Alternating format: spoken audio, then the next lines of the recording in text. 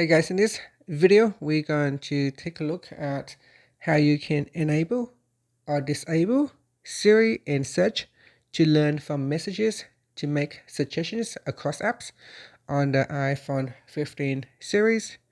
First, let's go back to the home screen by swiping up at the bottom of the screen. On the home screen, tap on Settings, and in the Settings page, we scroll down, and in here, tap on Messages.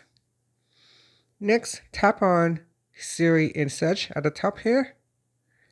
Then tap on Learn from this app. Tap on the toggle button to turn it off or switch it on.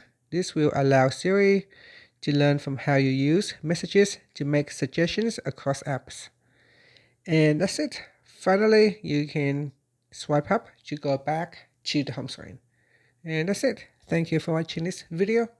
Please like and subscribe to my channel for more videos.